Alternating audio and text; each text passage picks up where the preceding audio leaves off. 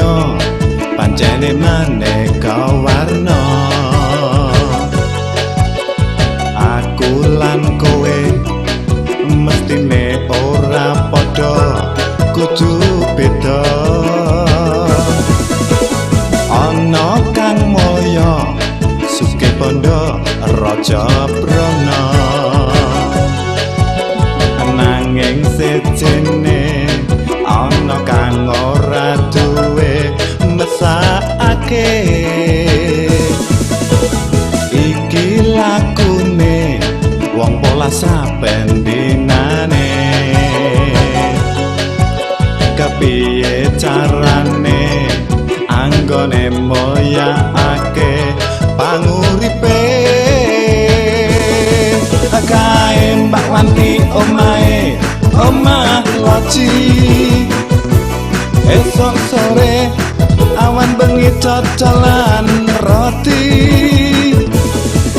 Kae mbak endang lemune kaya kendang, saben dina nang prapatan dodolan kembang.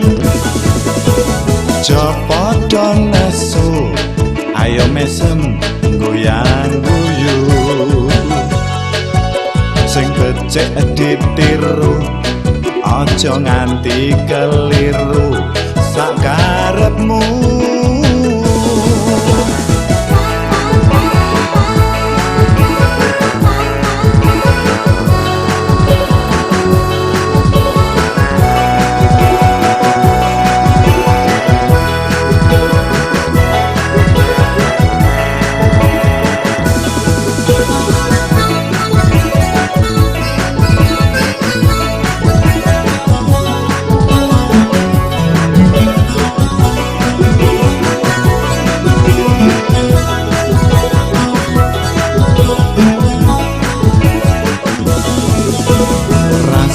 Nelongso wong urip ning alam donya,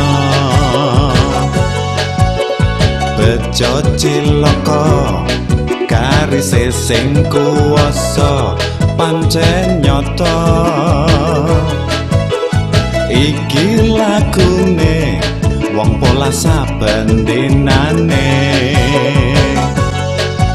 kepiye carane anggone moyakake keluargane. Kae mbah bejo umure wis tuwa, tapi duda mrono mrene numpak motor ngesiri rondo. Kae mbak Ari sing ayu pancen seksi, rapi buka toko dodol klambi nganggo rok mini.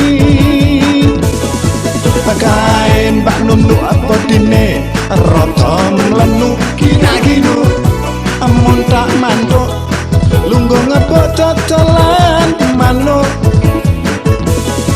Kae Mas Mangun saiki dadi dukun rada pikun, lungguh sila komat kamit nambani wudun.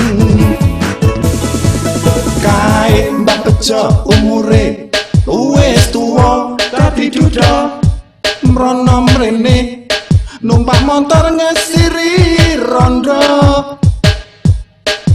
Kae mbak Nunu abadine rada mlenu kina-kinu, montak mantuk lungguh ngebok dodolan manuk. Kae Mas Mangun saiki dadi dukun rada pikun, lungguh sila komat kamit nambani wudun.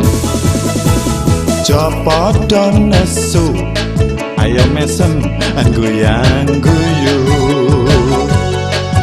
sing becik ditiru aja nganti keliru sak karepmu.